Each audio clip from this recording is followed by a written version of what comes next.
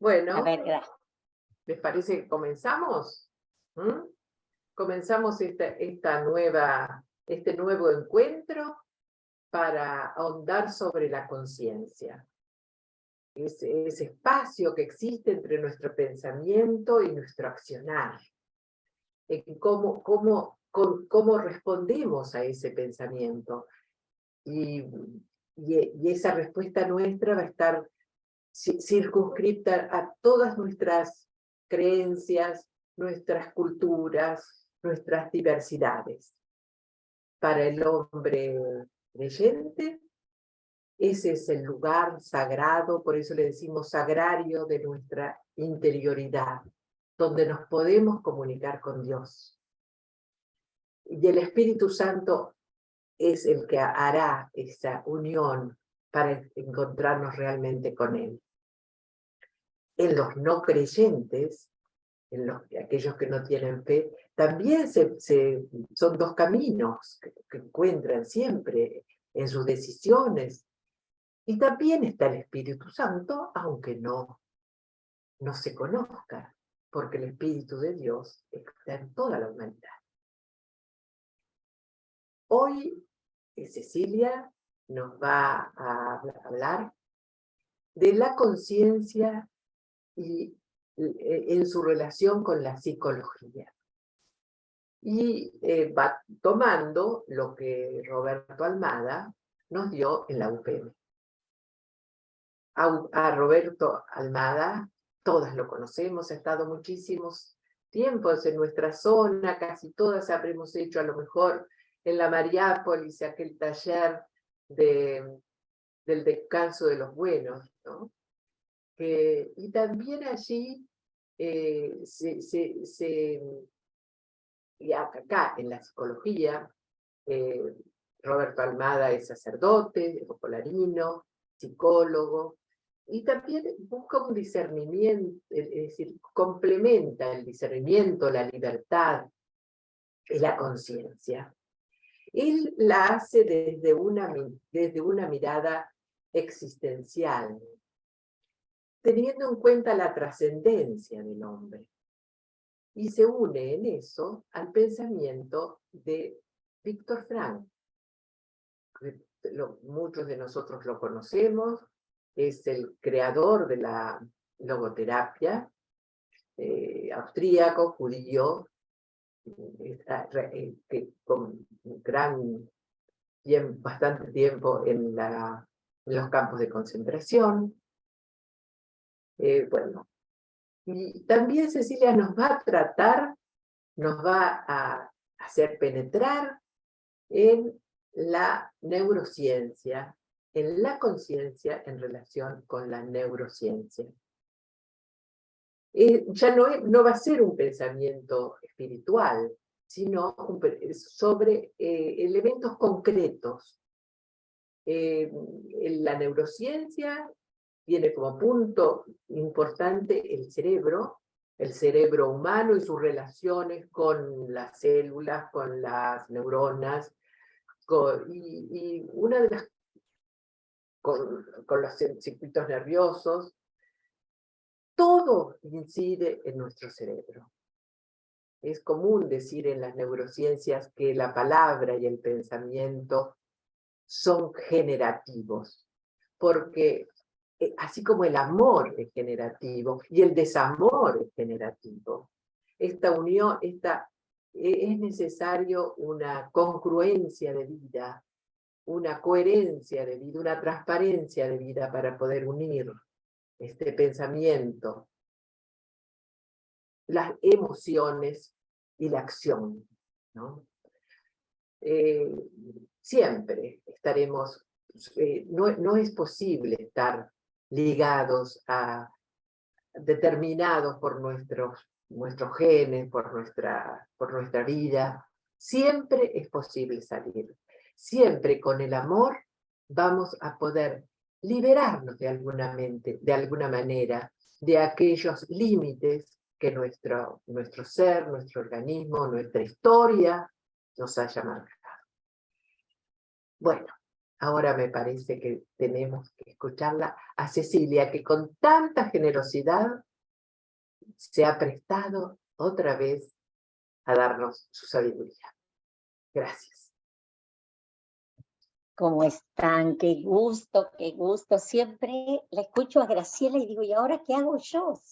Si ya dijo todo, que sí, se ubicó tan hermosamente cada uno de los aspectos que tenemos que tratar. Yo quiero saludarlas, casi diría abrazarlas. Permítanme decir, es verdad que este es nuestro último encuentro y yo tengo que agradecerles el que me hayan permitido compartir con ustedes este camino que me parece maravilloso, sobre todo en estos momentos en que la sociedad, que todos nosotros estamos viviendo esta perplejidad, qué difícil saber quién es bueno, quién es malo, a quién apoyar, de qué modo tomar decisiones en una sociedad que, como sabemos... Chicas, una cosita, yo me estoy conectando por ahora por el celular, y ahora Cecilia está conversando.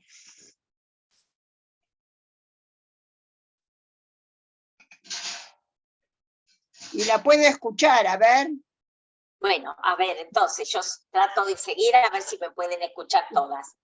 Entonces les decía que me parece que este tercer momento, y que como muy bien decía Graciela, hemos arrancado sabiendo y asegurándonos entre nosotros esta presencia de Dios en el corazón de todos los hombres, pero también en esta necesidad de entrar en diálogo con las ciencias y con los saberes de la humanidad y poder encontrar, por un lado, la riqueza que las ciencias nos aportan para poder entender el misterio de esta interioridad humana que nos permite llegar a las grandes opciones de vida, pero también tenemos que decirlo, a tantas circunstancias erróneas en las que todos nos reconocemos. Todos en algún momento en la vida nos hemos dado cuenta que hemos cometido un error, que no era por ahí que teníamos que ir, que no advertimos o que no supimos elegir con la profundidad necesaria lo que teníamos que hacer. Y por lo tanto, todos estos elementos, la pregunta es, ¿por qué nos suceden? ¿Qué es lo que nos falta para mejorar esta conciencia? Entonces yo lo primero que tengo que contarles, porque me gusta siempre empezar a hablar desde mi corazón, ¿no?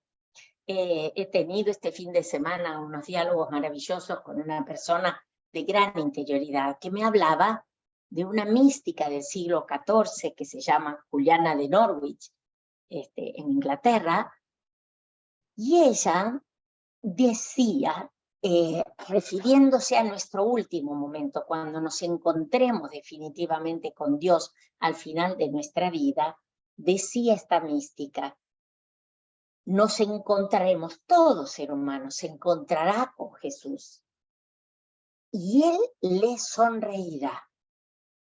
Y esa sonrisa será eterna.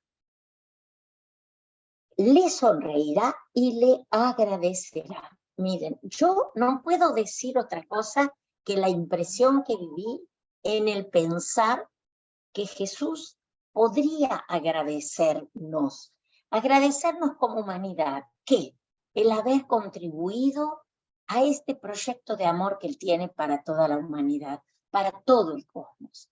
¿De qué manera cada uno de nosotros ha sido capaz de responder? Bueno, hoy estamos en este tercer momento, en este camino, preguntándonos de qué modo mi vida personal, la vida de cada ser humano, puede ayudarse a llegar a esta profundidad de elección que nos permita que cada momento de nuestra vida camine hacia esa sonrisa, permítanme decirlo de este modo, hacia ese mundo de paz que esperamos, hacia ese mundo de diálogo que esperamos.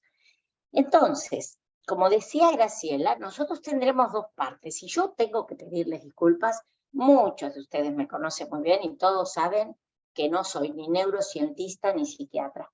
Por lo tanto, lo que voy a hacer es tratar de transmitir esta riqueza inmensa que nos han comunicado tanto Catherine como Roberto, tratando de hacer la síntesis desde lo que yo, desde mi formación, puedo ofrecer.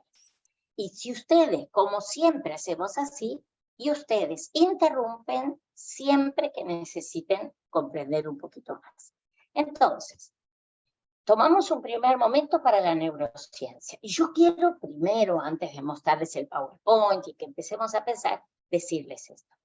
Hace mucho tiempo, podríamos decir, antes de que la ciencia de la psicología y por supuesto con ello las ciencias empíricas en el siglo XIX, antes del siglo XIX, ustedes saben que toda la interioridad humana se leía en claves religiosas o no se podía explicar. Y entonces se decía que la persona tenía agua, aire, fuego dentro y que esos llamados humores determinaban en su comportamiento. El avance inmenso de la ciencia en los 2 últimos siglos pasados nos ha permitido aproximarnos. Y hoy todos nosotros somos conscientes de que nuestra vida está, cuidado con esta palabra porque me parece que es la que no tendríamos que confundir, sostenida por una realidad corpórea. Y no quiero decir material, ¿saben? No quiero decir, porque esta palabra material y espiritual nos va a confundir. Yo les quisiera que pensemos esto. ¿Qué es el cerebro? El cerebro es la estructura orgánica de nuestra vida interior. Entonces, esta vida interior que se apoya en esta estructura maravillosa, vital y orgánica, es la que nos permite avanzar, responder, conectarnos con el medio ambiente. Está claro, si esto lo han entendido. Por lo tanto, aquí no vamos a hablar ni de un órgano mágico que nos manda, ni de algo que no tiene ninguna importancia y que todo lo decidimos en nuestra libre voluntad. No. El hombre es un ser que construye sus actos libres y por lo tanto alcanza la libertad cuando camina sobre sus posibilidades. Ninguno de nosotros, al menos yo, no puedo volar. Por lo tanto, no soy libre de volar. No tengo libertad para eso, porque no tengo las capacidades. Nosotros partimos para entender la libertad humana de aquella condición en la cual nosotros estamos. Y esa condición orgánica, y como veremos también con el aporte de Roberto, emotiva y cultural, hacemos de nuestra historia una historia de donación, pero la construimos. Somos, aquí está Cristina Críscola, nuestra gran artista, somos artistas también de nuestra vida. Ella plasma en los cuadros esta historia de nuestra humanidad volviéndose Dios. Y del mismo modo podemos decir todos nosotros, tratamos como ahora entre todos que nuestros actos reflejen siempre más aquella dimensión inmensa de armonía y esta dimensión espiritual en la cual tenemos que vivir, pero que parte de estas condiciones concretas. Hoy para nosotros hace calor, hoy para nosotros alguno quizás tenga hambre, tenga sed. No son ajenos nuestros actos humanos a estas circunstancias. Nuestra libertad no niega la materia, no niega la historia, no niega la cultura, construye a partir de eso. ¿Va bien? Yo les pido y les agradezco que quien le parece que estoy siendo confusa me ayude a ser más clara. Entonces ahora, Vivi, yo voy a compartir pantalla. ¿Puede ser? Muy bien. Sí. Una cosa, Cecilia, nomás, que yo sí, ¿cómo no? ahora para evitar interrupciones así, Sí, les quité sí. a todos la posibilidad de desmutearse. Quizás sí podemos usar el recurso de reacciones, de levantar la mano. De la manito, perfecto. Abajo en el Zoom tiene entonces, una reacción, así que si quien quiere cualquiera de consultar ustedes que quiera hacer alguna consulta, fíjese que abajo tiene un dibujito de reacciones y levante la mano para que yo pueda responder a la inquietud. ¿Va bien? Bueno, acá solamente un poquito y vamos a ver si puedo agrandar la pantalla, con lo cual veo a poquitas de ustedes, pero a ver si podemos. ¿Qué es lo que nos ha aportado? No sé si les gusta esta diapositiva. A mí me fascinó cuando la encontré, me fascinó. ¿Qué somos nosotros? Somos el fruto de una red inmensa, una red neuronal con la cual nos permite que todo nuestro organismo esté en relación con el medio ambiente. De modo que esta palabra interior, exterior, tenemos que sacarla de nuestro pensamiento cuando hablamos de la conciencia. Nosotros somos el resultado de esta historia interna y externa que en realidad son una sola y que nos hacen ser quienes somos. Esta red maravillosa, neuronal, muchos de nosotros, si yo ahora, por ejemplo, no lo voy a hacer porque no nos faltaría después tiempo, pero si yo a ustedes les dijera, a ver, una definición de hombre, ¿qué es el hombre o quién es el hombre? ¿Qué definición se les ocurre a ustedes de hombre? Si alguna quiere, lo puede escribir en el chat. Pero fácilmente muchos de nosotros tendríamos a mano una respuesta. Yo no lo veo el chat, por lo tanto, acá sí, acá dice, todavía no apareció nadie. A ver, si alguno de ustedes se anima a escribir en el chat qué entienden por el ser humano, qué es el hombre.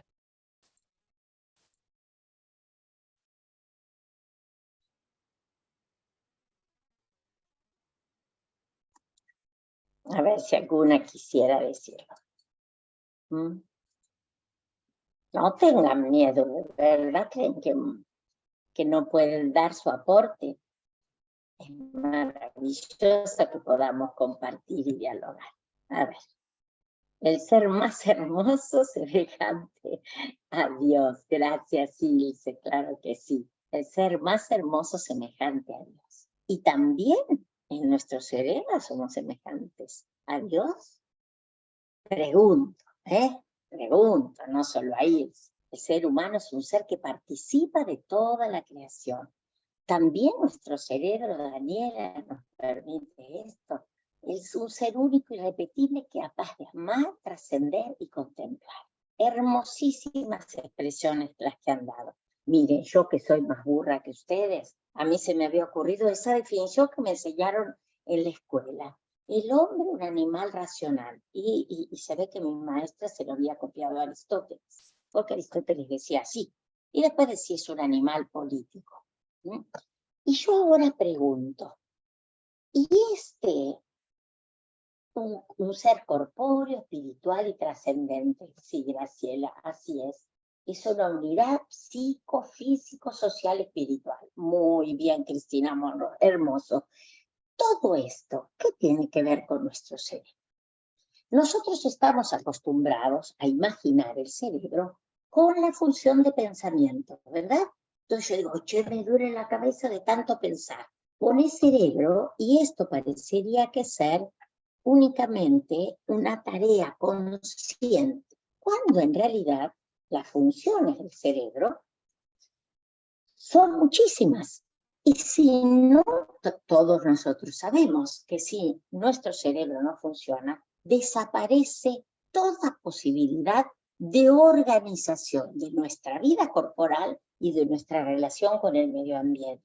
Es tarea del cerebro todo esto que estamos tomando: respirar, comer, dormir, ver, sentir, gustar, escuchar, la memoria que nos permite grabar, pero también, y en esto quiero poner un poquito de énfasis, también la toma de decisiones. No es solo que el cerebro nos permite comprender o funcionar, también el cerebro nos prepara ante la posibilidad de un riesgo, ante la circunstancia de algo desconocido, prepara nuestro cuerpo para poder responder a situaciones nuevas. La inteligencia para poder entender, comprender lo que estamos percibiendo. Pero aquí miren estas tres últimas dimensiones que son las que más quiero conversar.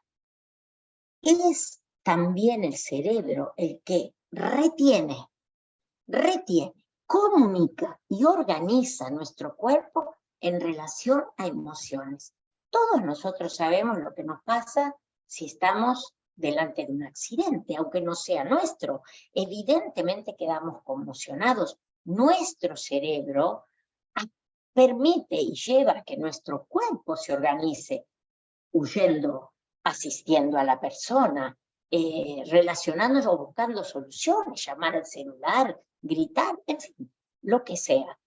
Cualquier conducta nuestra tiene que ver con no solamente que captamos datos de la realidad, sino que también comprendemos, y después vamos a ver hasta qué punto, emociones. En principio, emociones nuestras. Y yo puedo decir, tengo unos nervios terribles por esto que estamos haciendo, o estoy súper entusiasmada. Y esto es una conciencia que yo tengo de mí y de la situación en la que estoy viviendo. Pero también, y aquí vamos a dar un paso más, para poder despegarnos definitivamente de pensar el cuerpo como una máquina, así como lo pensaba quizás en la modernidad. Recuerdan ustedes esta visión cartesiana, ¿no es cierto?, del hombre como una máquina, ¿no es cierto?, gobernada por un alma. Bueno, no. Nosotros somos un ser, como ustedes han dicho, psicoespiritual, en el cual también nuestro organismo vive, responde, actúa, cambiamos el semblante según nuestras emociones, y también vivimos una experiencia de percepción espiritual.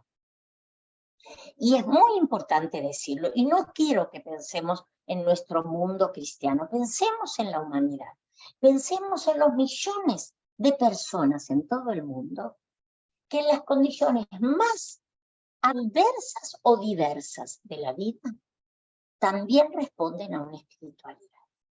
Una espiritualidad que no siempre es una religión, pero que ciertamente incluye a todas las religiones.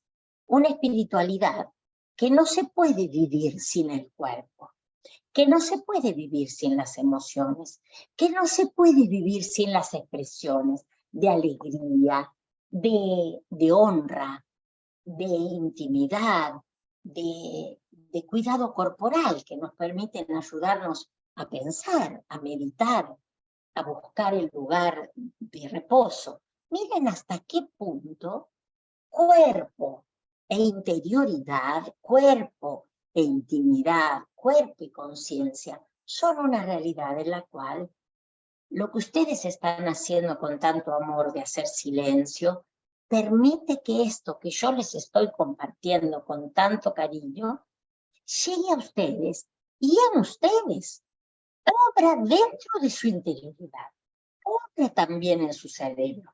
Y si ahora nos hicieran un estudio, un electroencefalograma, advertiríamos que en nuestro cerebro están fluyendo ondas no de carácter agresivo, sino de carácter emotivo, de carácter empático. Quiere decir que nuestro cuerpo vive, comunica y transmite estas vivencias espirituales como parte de sí mismo. Y de un modo especial digo, nosotros no somos solamente un escáner, una máquina de sacar fotos, una fotocopiadora que registra el mundo y lo vive. No. Ante una determinada circunstancia, por ejemplo, esto que estamos viviendo en este momento, o si yo ahora pusiera una música, una sinfonía de Beethoven, todos nosotros la percibiríamos y en nuestro electroencefalograma advertiríamos una vibración intensa en relación a esa música, pero no sería toda igual. Cada uno de nosotros, por la historia de su cerebro, por la historia de lo que ha ido grabando y conformando dentro de sí mismo, ese cerebro está más apto, más preparado para interpretar la música. Y yo digo, si aquí junto a mí, escuchando una sinfonía de Beethoven, está un gran profesor de música, seguramente descubrirá, captará, comprenderá, relacionará muchísimas cosas que yo soy incapaz de hacer. Igual cerebro, alguno de los dos no tiene cerebro, los dos tenemos. Los dos tenemos. ¿Cuál es la diferencia? Es que ese cerebro a partir de esta experiencia maravillosa de diálogo con la música, por ejemplo, en el ejemplo que estamos dando, o de diálogo con la espiritualidad, en el ejemplo que estamos dando, podemos capacitarnos mucho más a abrirnos a ese universo. Y aquí es donde quiero detener. Todos nosotros estamos en condiciones de realizar todas estas funciones y complejizarlas muchísimo más. Sin embargo, cada una de estas funciones en nuestro cerebro, que llamamos nuestro ser, que llamamos nuestra identidad, crecen, se desarrollan, se ejercitan y nos permiten conseguir una capacidad más profunda de relación con los demás, de relación con la estética, de relación con la música, de relación con la justicia, por ejemplo, de relación con los demás. Recuerda que en algún momento hemos hablado de que la conciencia no es solo la conciencia individual. El diálogo entre nosotros, nuestra vida en los núcleos, en los focolares, nuestro camino de comunidad, permite que nuestro cerebro amplíe su capacidad de sensibilidad y por lo tanto de respuesta a la vida interior. Una persona educada, y la palabra educación por supuesto la sacamos de cualquier aspecto escolar, ¿verdad? Por supuesto que está en lo escolar, pero la educación es muchísimo más que la escuela, ¿eh? Y todos estos ámbitos de ternura, de conciencia, de reflexión, nos permiten ir creciendo. Yo he estado últimamente en contacto con una persona que no ha tenido prácticamente ninguna formación religiosa. Y bueno, hemos tenido oportunidad de intercambiar, de contarle muchas cosas de las que vivo. Y dice, es que estoy viendo el mundo de otra manera. Esta persona está descubriendo relaciones, comprensiones, percepciones que desconocía. Pero entonces, ¿podría ser que esté Dios detrás de esto que yo estoy viviendo? Bueno, preguntas que nos tenemos que hacer. ¿Por qué hablamos de esto? Porque si no, nosotros desconocemos el inmenso valor de la ciencia en dos sentidos, y de esto quisiera que hablemos ahora. A ver si puedo pasar la diapositiva. Porque, ¿cómo funciona nuestro cerebro? ¿Cómo funcionamos todos nosotros? Y todos nosotros lo sabemos. Nuestro cerebro nos ayuda, nuestro sistema nervioso nos ayuda a buscar los universos más amigables, los universos que permitan responder del mejor modo a la vida. Si estamos en un momento de peligro, encontraremos en las reacciones nerviosas la posibilidad de buscar espacios de aire, espacios de luz, de seguir a las personas que nos parecen menos agresivas. Es decir, nuestro cerebro se moviliza y nos prepara para encontrar las posibilidades de vida. Pero, y esto es algo que en los actuales estudios de la neurociencia se explica mucho, el cerebro no tiene ojos. El cerebro recibe lo que vivimos a partir de la percepción. Entonces, si yo digo, mira qué lindo estar al lado de un enfermo, el cerebro va a decir, estar al lado de un enfermo es una cosa positiva. Y logrará el hábito de poder estar junto a un enfermo, junto a un pobre, junto a alguien diferente. Sí, en cambio, y miren aquí este dibujito, no sé si les gusta, espero que les guste. A mí también me gustó mucho, los elegí con mucho cariño. Hay un amigo del cerebro que es el corazón, pero no el corazón que bombea, es el corazón del cual nos habla Jesús, del cual nos habla la espiritualidad, de los grandes valores, de los grandes descubrimientos, de donde encontramos el sentido de la vida. Y entonces yo digo, ¿vas a ir, por ejemplo, a un velatorio? Sí voy. Ah, no, yo no voy. Es horrible ir a un velatorio. ¿De dónde sacamos que es horrible?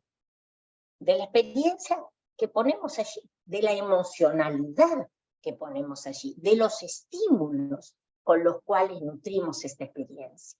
Entonces, nada podemos decir de la vida moral a partir solamente de nuestras sensaciones. ¿Por qué? Es muy lógico y muy posible que ninguno de nosotros nos guste, no sé, que nos pinche, ¿no? Pero si yo voy a darme una vacuna, a pesar de que no me gusta que me pinchen, voy contenta, la recibo dócilmente y salgo y digo, mirá qué lindo, me pude vacunar. ¿Qué es lo que sucedió en mi cerebro? Que yo pude establecer vínculos en los cuales ciertas experiencias que aparentemente son negativas, como el pinchazo, se asocian a valores, a estimulaciones muy importantes. Entonces, ¿cuál es la conclusión que quisiéramos sacar con esto?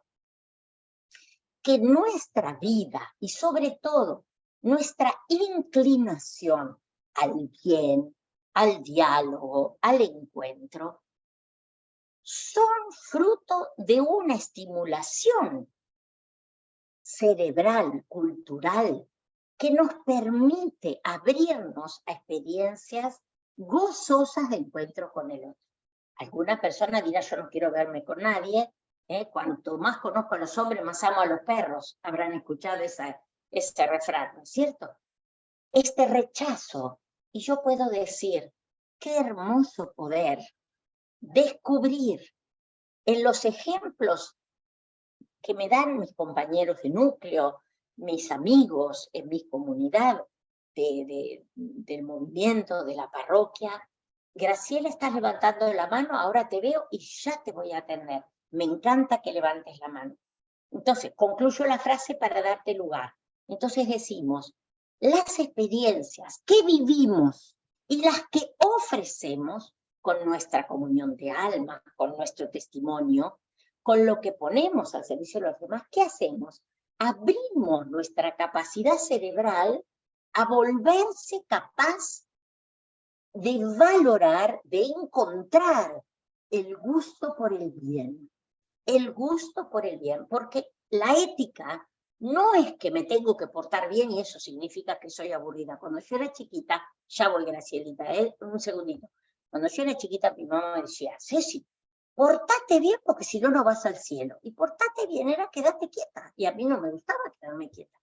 A mí me gustaba jugar, saltar, treparme a los árboles. El bien no está representado en el desagrado, está representado en el agrado.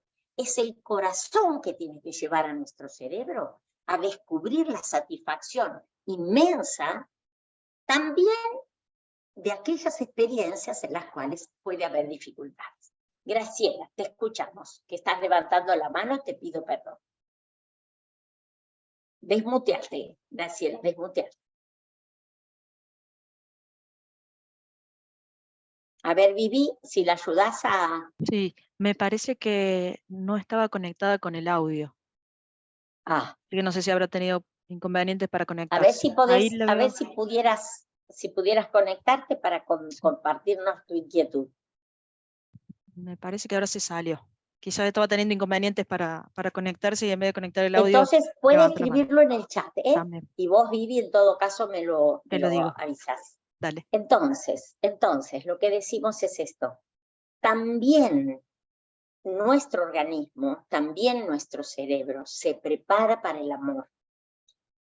¿Y qué sucede? Y ahora vamos a ver una situación muy importante, sumamente importante. Yo no sé cuántos de ustedes han escuchado hablar de las neuronas espejo. Las neuronas espejo es un enorme descubrimiento que muestra de qué modo el cerebro es capaz de intuir, de interpretar las emociones de otro. Nosotros decimos, nosotros tenemos el cerebro ahí todo cubierto con un cráneo que lo protege. Podríamos decir, está aislado de todos. Y sin embargo, la captación de las emocionalidades del otro es lo que nos permite la vida en comunidad. Miren este dibujito de esta niñita imitando a su mamá, que ustedes podrán poner, todos nosotros podremos poner muchísimos ejemplos. ¿Qué hacen los niños y de qué modo nos hemos educado todos nosotros? Celebrando, gozando y amando lo que quienes nos aman nos permitieron descubrir. Y entonces es natural que según las culturas a algunos les gusten comer camarones y a otros les guste comer, no sé, asado, y que unos celebren una música y que otros celebren otra.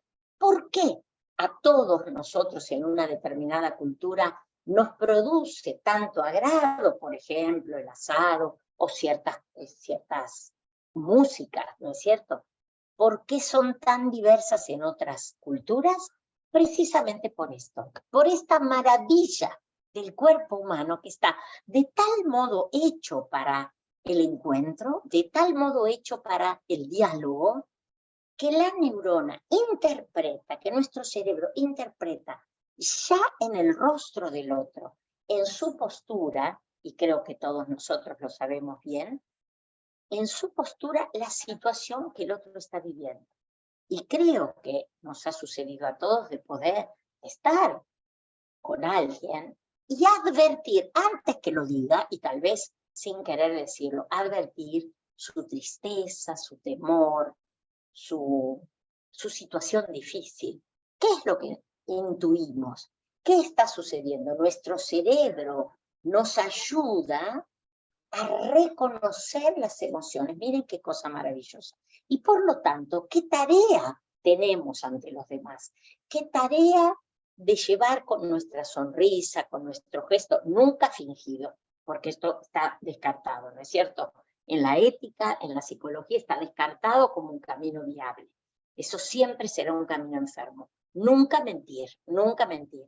Pero yo puedo crecer en mi interioridad en el acompañamiento que el otro haga, en el compartir, como Chiara nos ha enseñado siempre nuestras experiencias.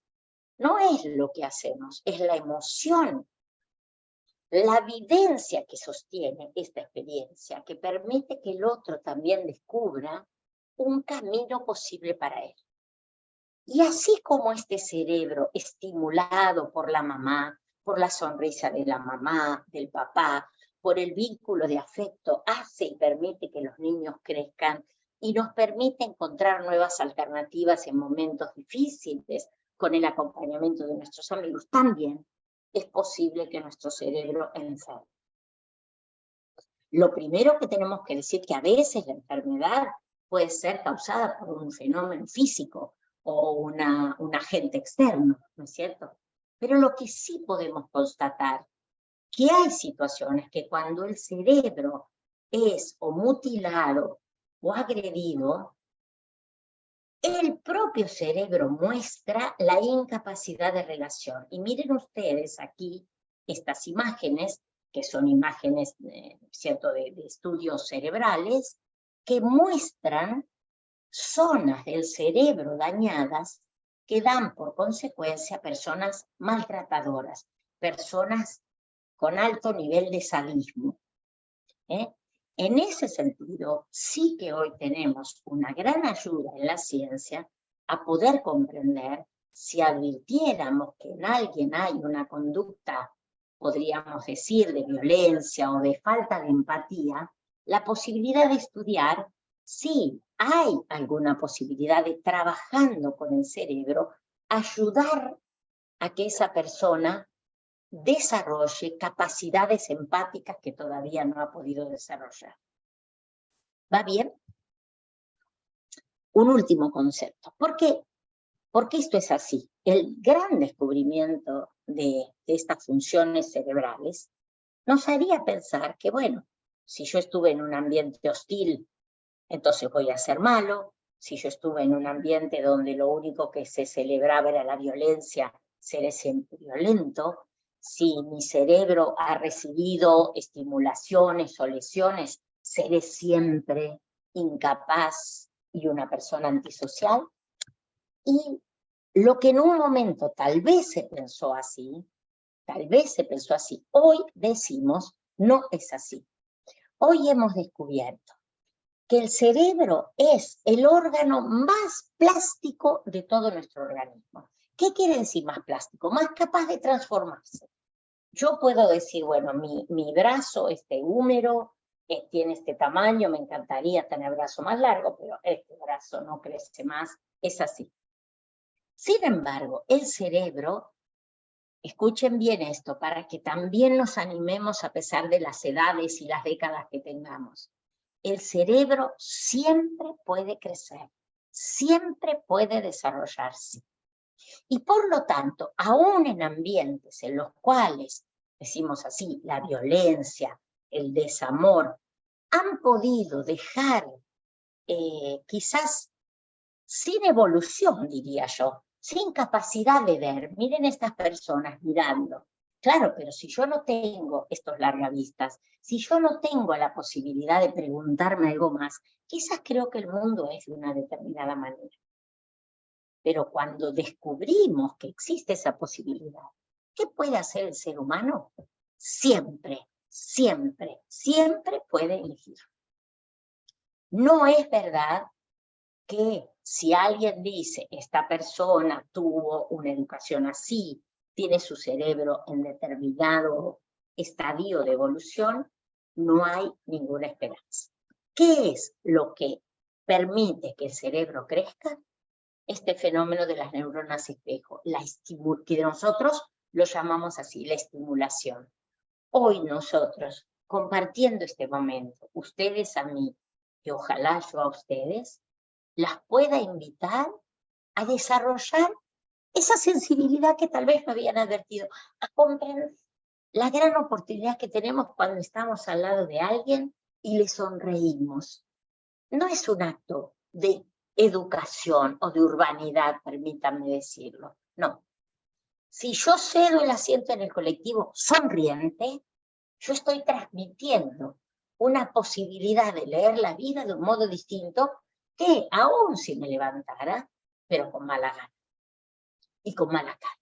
Entonces, nuestros gestos, nuestras actitudes, nuestra comunicación son un camino para desarrollar recursos de la humanidad. El cerebro está en condiciones de seguir creciendo y transformando. Y todavía, y un último concepto que digo, porque me parece tan importante.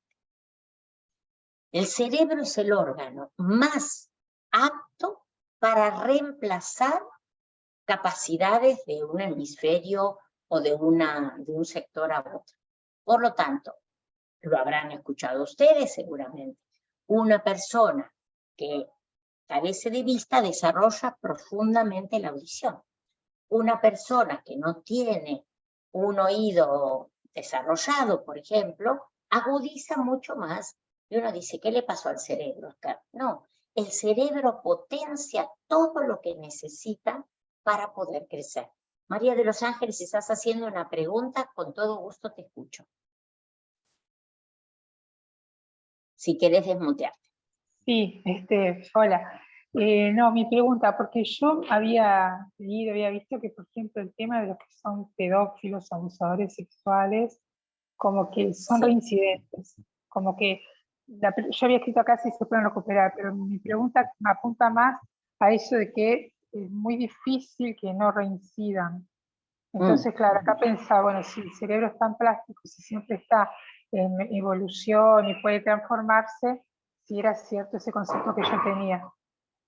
Está súper, súper oportuna tu pregunta, súper oportuna y te lo agradezco enormemente. Mira, lo que yo estoy diciendo es que nadie puede sentenciar a decir no es capaz de cambiar, pero no quiero decir con eso que una persona que, como vos decís, y creo que la otra parte de lo que vamos a hablar va a tener mayores explicaciones que esta, ¿no es cierto? Que no es solo el cerebro, son también las motivaciones inconscientes que tienen estas personas. Si esas motivaciones no se cambian, no se puede recuperar.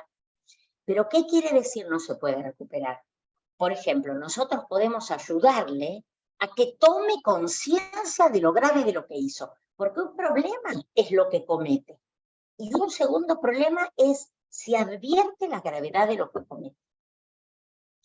Nuestra tarea está en eso, no solo en impedir que lo cometa, sino en acompañar la toma de conciencia, porque ese es el modo de redimir, porque ese es el modo de que esa persona pueda pedir perdón. Pero no quiere decir, como me encantó que lo hayas preguntado, súper oportuno esto para este momento, no quiere decir que yo me voy a quedar tranquilo y decir, che, no lo hagas más.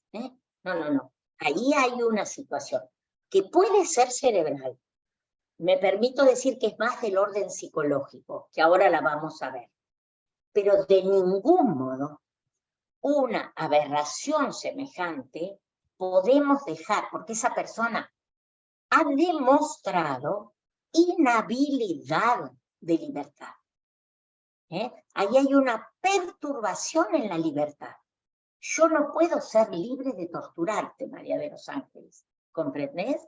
Yo no puedo ser libre de poner una bomba. ¿Qué quiere decir ser libre de poner una bomba? Que tengo movilidad, pero yo no tengo ninguna libertad. Me la tomo y pongo una bomba y hago estallar el obelisco o el Vaticano, ¿es cierto? Pero esa libertad no la tengo. No corresponde esa libertad a mí. Pero si yo no me doy cuenta quién soy, creo que yo tengo la posibilidad de abusar de un niño, de colocar una bomba. Eso está en una medida, pero vuelvo, insisto en las mismas cosas que dije. ¿Y qué tengo que hacer yo?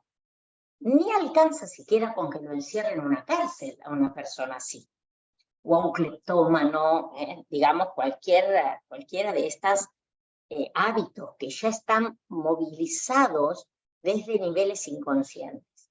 Nosotros tenemos la obligación, primero, de advertir, de mostrarle lo que ha hecho, para que tenga la posibilidad de arrepentirse.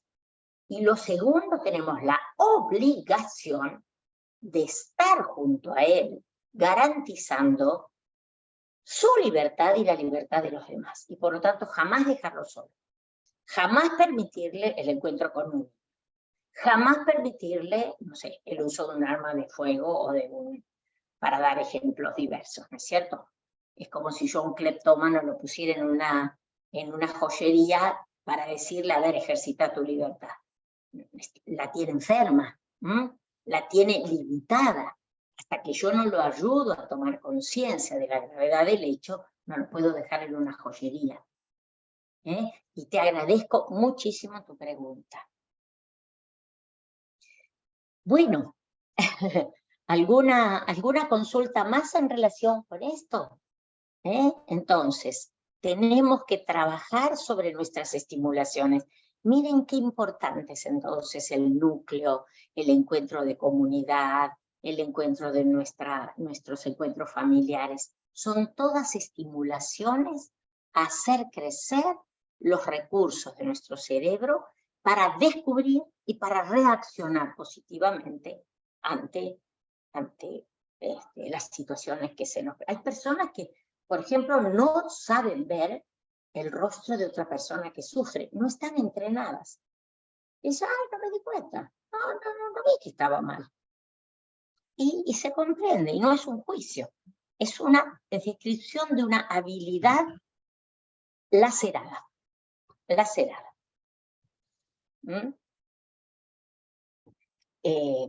Me extendería, pero me parece que vale la pena que podamos seguir con el otro concepto. ¿Va bien? Entonces, permítanme ver qué hago, ténganme un poquito de paciencia, porque ahora voy a tener que cerrar este PowerPoint.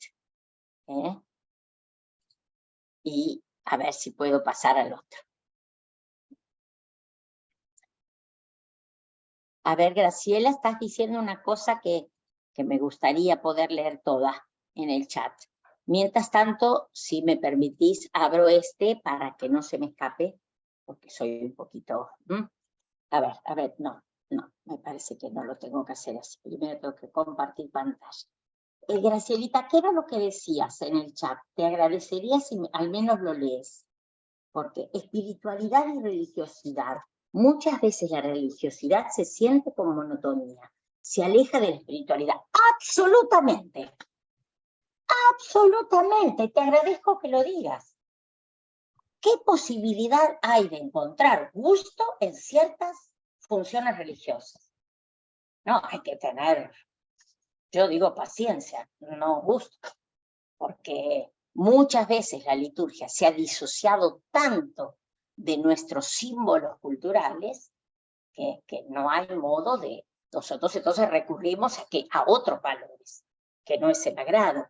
Si ustedes me dicen si siempre estoy con agrado en misa, estoy con alegría de escuchar a Jesús, de recibirlo, pero no siempre tengo agrado de la liturgia que vivo, porque a veces está carente, pero somos responsables de hacer que nuestra vida familiar, nuestras reuniones de amigos estén tan cargadas de estímulos que permitan a nuestro cerebro habituarse al gusto de la ternura. Al gusto de la ternura.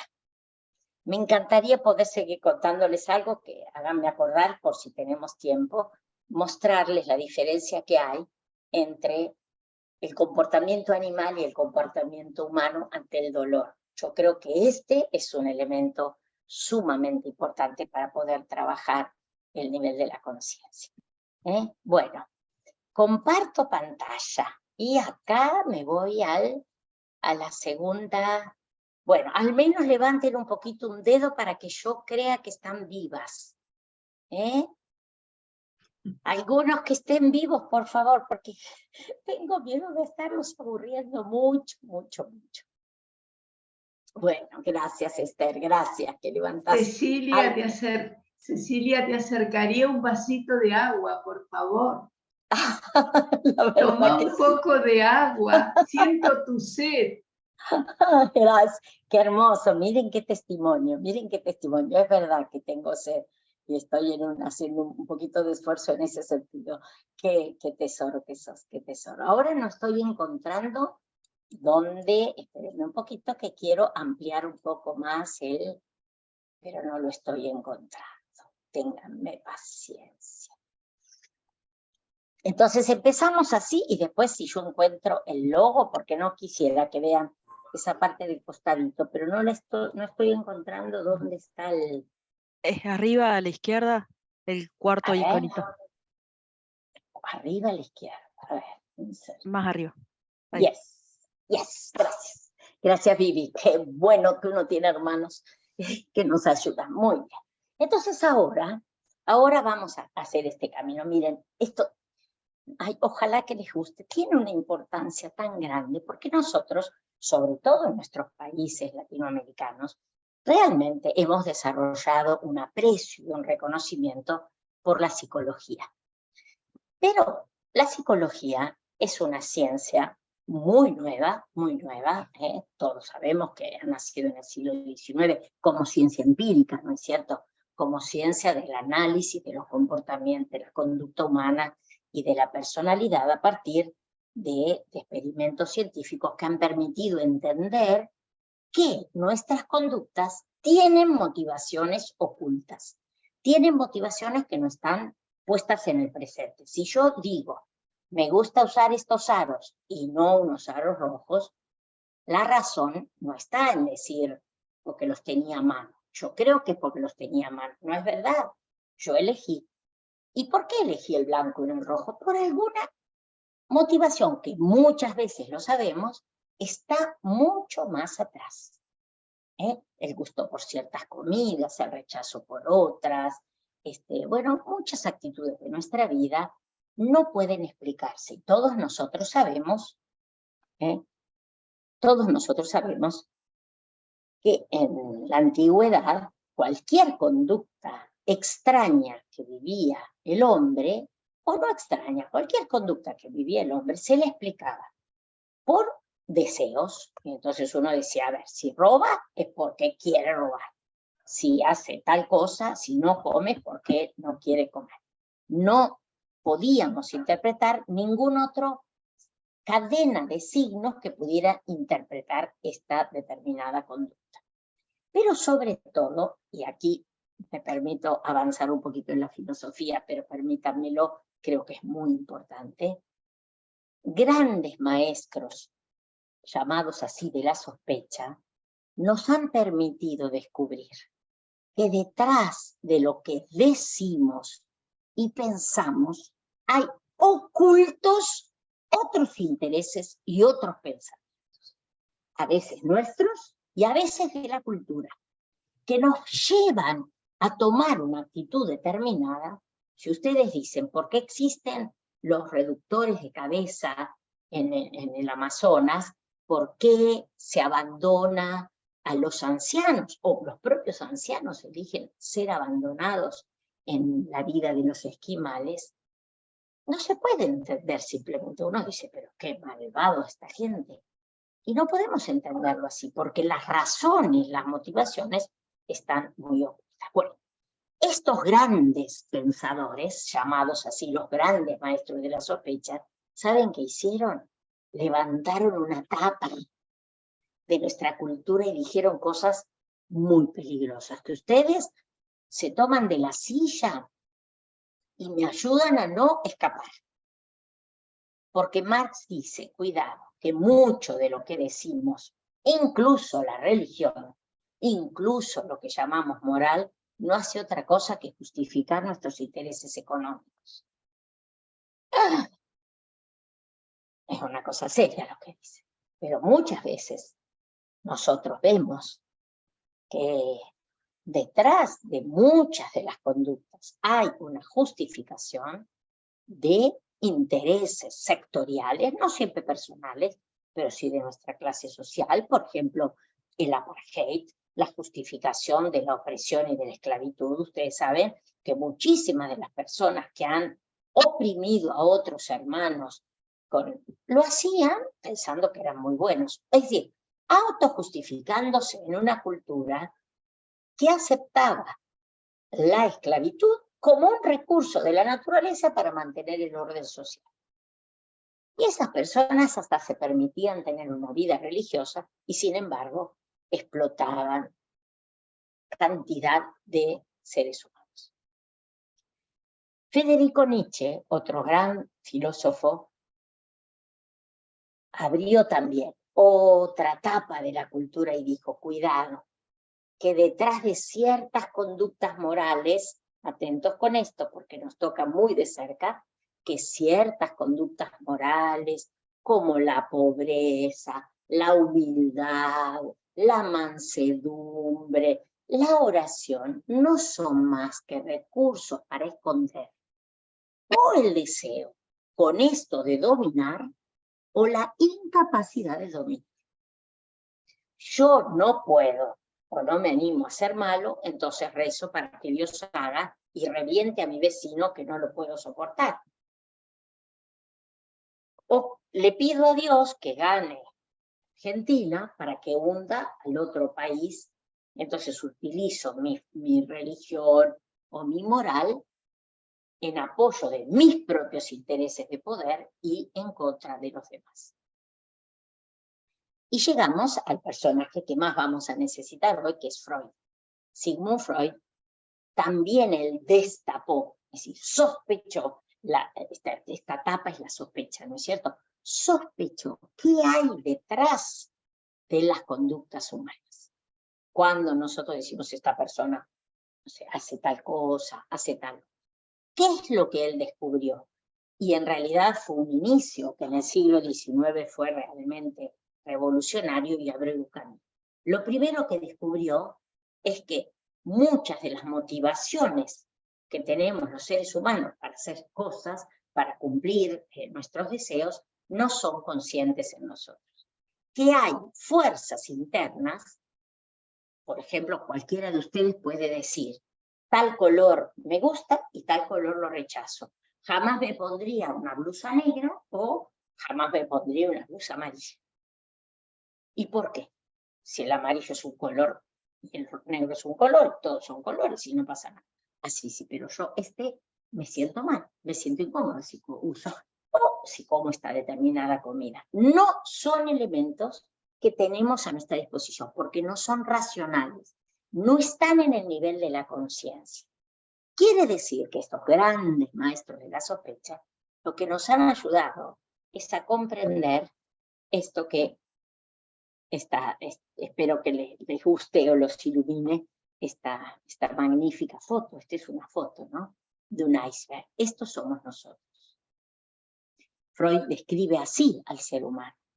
Del ser humano, de nuestros intereses, de nuestros pensamientos, conocemos muy poco. Como conocemos muy poco del témpano que flota. Conocemos los pensamientos, todo lo que llamamos la racionalidad. Entonces yo digo, a mí el amarillo no me queda tan bien por el color de piel, puedo darle una vuelta y decir, el tomate no lo como porque dice que no sé qué.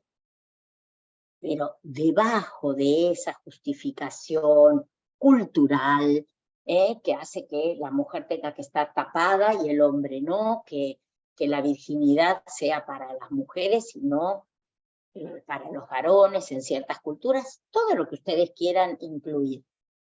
Está justificado a nivel racional, pero debajo, ¿qué hay debajo? ¿Qué hay debajo? Freud dijo que había una cosa. Todos ustedes lo saben porque es imposible no conocer fundamentos del pensamiento de Freud.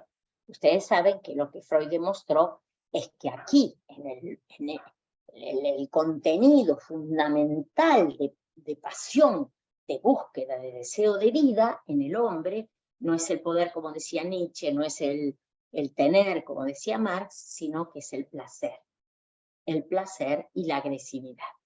El hombre es un ser que busca placer y lo va a buscar de todos modos.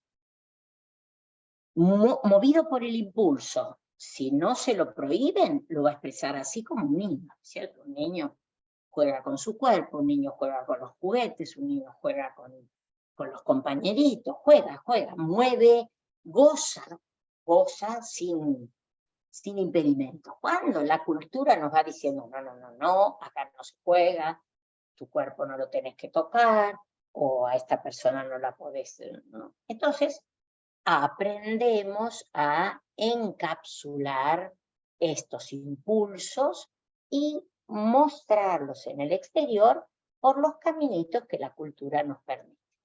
Entonces, bueno, me caso, me pongo de novio, lo reemplazo con emocionalidad, con películas, en fin. Esa pulsión es lo que Freud llama las pulsiones. La propia sociedad me dice, no podés hacerlo.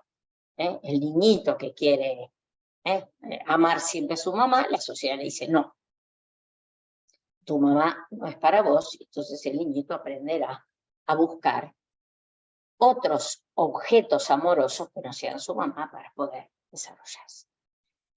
Pero este descubrimiento, que en un momento revolucionó verdaderamente y maravillosamente la comprensión del hombre, después fue ampliándose muchísimo más. Y hoy sería inaudito quedarnos en la interpretación que Freud en el siglo XIX ha dado, o en el siglo XX, perdón, ha dado, 1900, me equivoqué de decir, ha dado de las pulsiones humanas.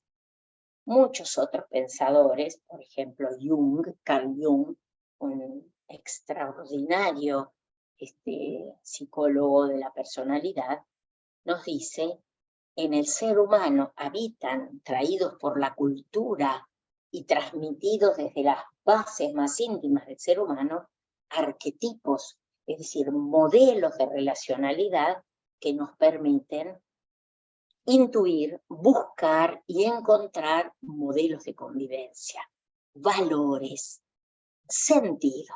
Entonces, la pregunta es esta. Y ahora ustedes van a levantar la mano si les parece que todavía... Esto es un océano, lo que yo tendría que decirles es tanto que... Pero yo espero que podamos. Muchas veces nosotros acudimos a un psicólogo que tiene como tarea maravillosa ayudarnos a ver qué hay en ese témpano subyacente que condiciona nuestra conducta. ¿Por qué no soy capaz de concluir una tarea? ¿Por qué me deprimo? ¿Por qué? O sea, ¿qué situaciones están condicionando mi vida con lo que llamamos mi vida consciente? Pero,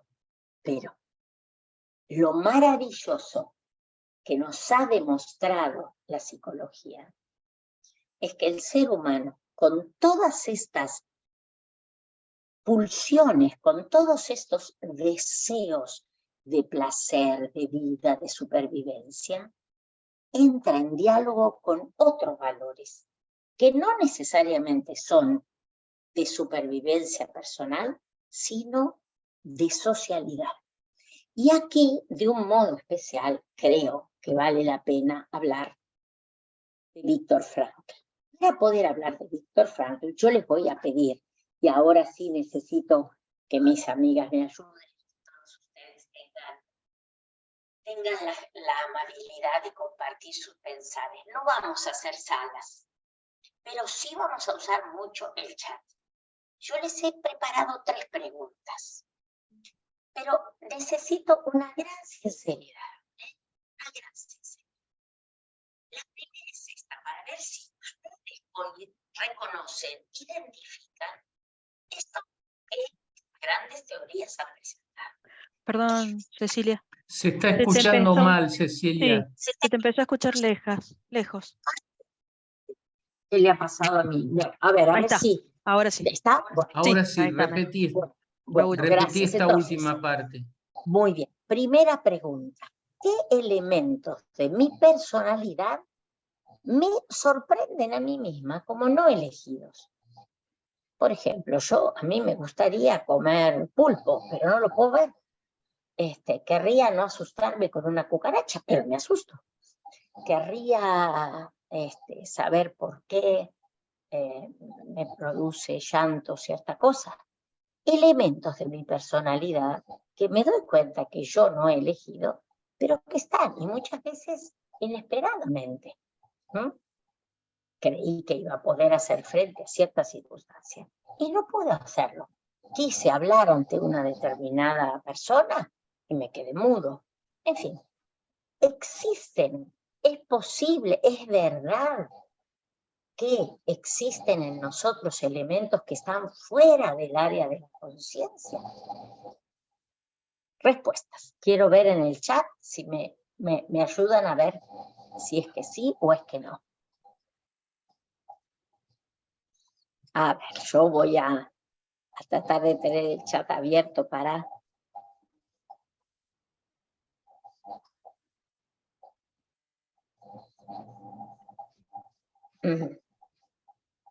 Mientras ustedes están escribiendo, le digo a Graciela que no es Santo Tomás quien justifica, la justificación de la esclavitud la hace Aristóteles. Aristóteles dice que hay personas, que hay seres que no están preparados para ser libres y por lo tanto justifica. La claustrofobia, muy bien, la ansiedad, muy bien. Graciela Calvo dice que sí, que hay características de ella que se da cuenta que no las eligió. A veces la timidez, ¿no es cierto? La gran sensibilidad, claro que sí, yo querría ser más indiferente y en cambio estoy. Sí, muy bien. Respuestas impulsivas, muy bien, muy bien. Todas características nuestras que todos sabemos, yo no voy a tener miedo a la soledad. Y sin embargo me encuentro que me pasa. Es cierto, es que si estoy sola empiezo a sentirme mal o que subo a un ascensor muy bien, perfecto. Segunda pregunta. El llanto incontrolado, muy bien. Responder intempestivamente, perfecto. Segunda pregunta. No respondan más si no se nos hace. Elige 2 características de tu personalidad que vale la pena desarrollar. A ver, por ejemplo, yo sé que podría cantar, pero nunca me lo propongo. Yo sé que podría animarme, pero me da no sé qué. Yo tendría que poder manejar. Pero bueno, cada vez que digo, no, me voy a anotar para aprender a manejar, yo misma me trago. 2 características de tu personalidad que te das cuenta que necesitas desarrollar. la comunicación asertiva, mi confianza en el otro. Muy bien, muy bien. A ver si me escuchan bien, levanten el dedo, si me están escuchando bien, porque acá me están diciendo mi confianza en el otro. Paciencia, todo ya. No se te escucha, Cecilia.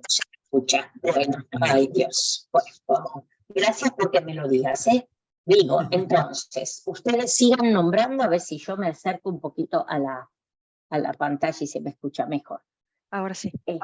Animarme y tener confianza en mí, ¿eh? Tengo que desarrollar esa característica. Veo que no me animo a valorarme, que me siento insegura, que a veces ante una propuesta más bien me retraigo. Muy bien, muy bien. Ahora, perfecto, vamos a la tercera pregunta. Todos lo estamos haciendo, ¿no es cierto?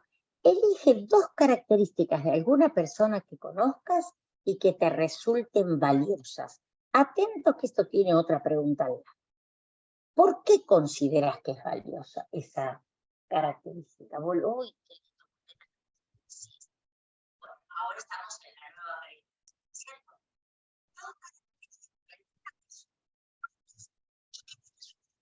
De nuevo no se escucha, Cecilia. ¿Por qué consideras que es valiosa la actitud o la característica de esa persona que estás conociendo? ¿Por qué te resulta valioso? Esta segunda pregunta es muy importante. No sé si me llegan a escuchar. 2 características de alguna persona pueden ser de 2 personas, o sea, una de una y una de otra, ¿no es cierto? ¿Y por qué consideras que es importante esa característica? A ver. La audaz capacidad de asumir riesgos. ¿Será porque me falta? Y por lo mismo me estimula y me ayuda. Gracias, Daniela. Genial. Billy. Generosidad, capacidad de relacionarse con otros. Esa persona es valiente. Ahí se me perdió el chat, pero puede expresar claramente conceptos que sabe que pueden no ser aceptados porque las cosas dichas tienen un efecto. ¿Y sabes por qué te importa esto?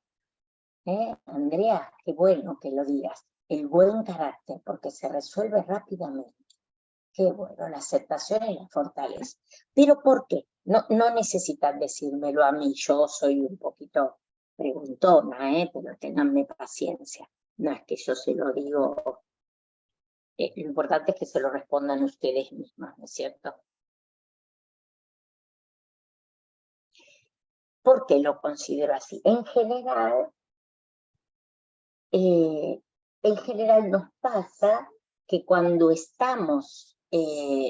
nos encontramos con esa persona, eso valioso que vemos, como decía, me parece que Daniela, nos está descubriendo algo que nosotros podríamos desarrollar.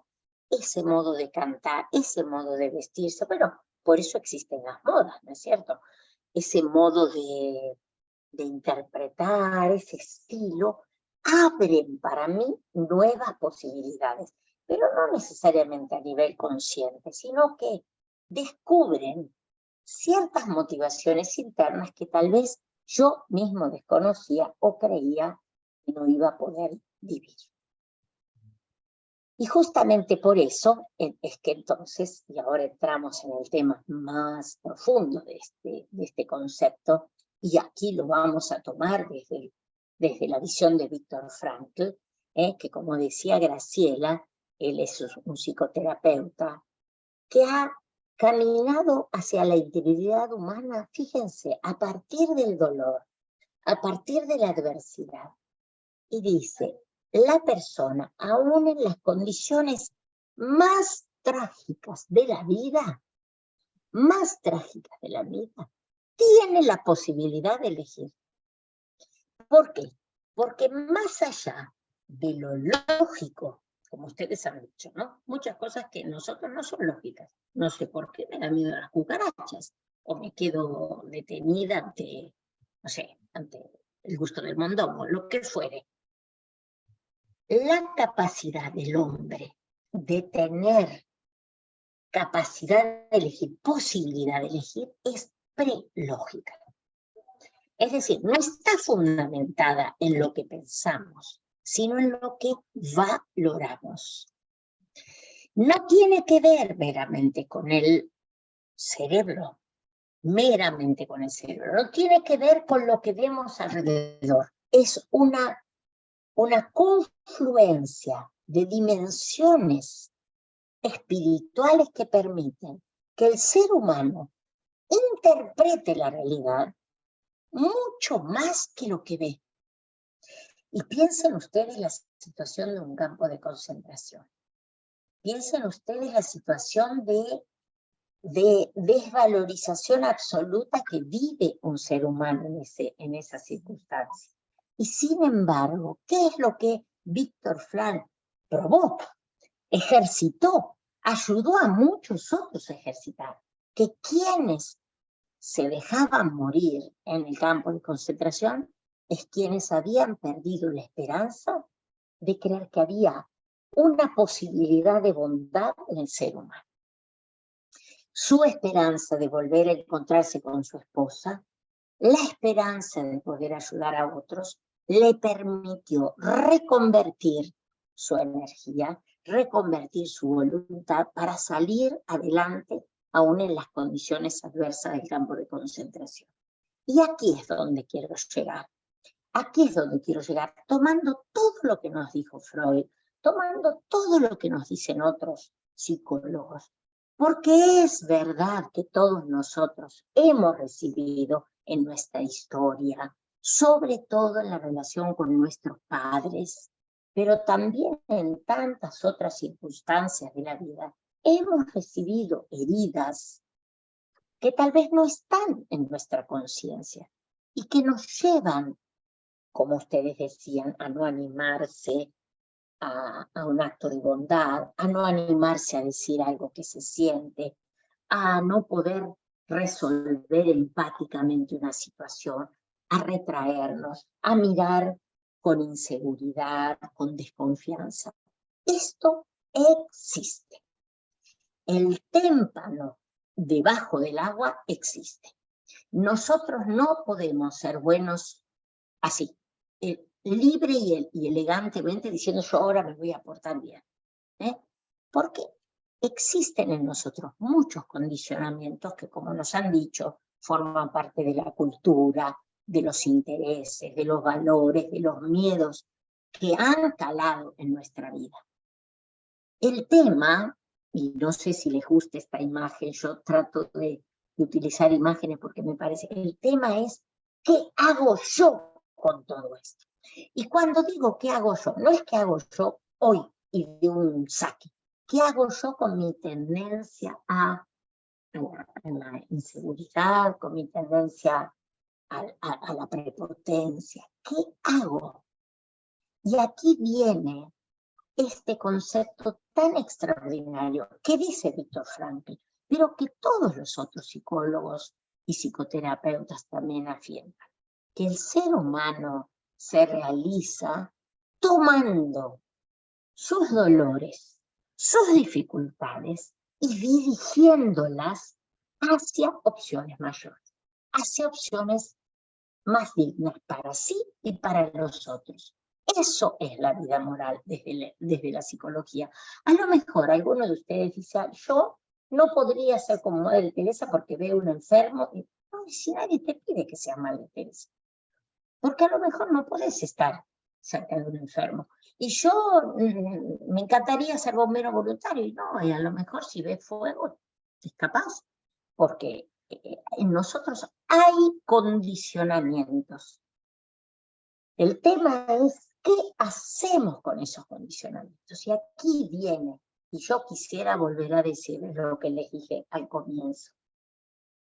Esa sonrisa que esperamos Jesús exprese a cada uno de nosotros cuando lleguemos a su presencia, no va a estar en decir, hiciste todo bien. Me va a sonreír porque me ama tal como soy.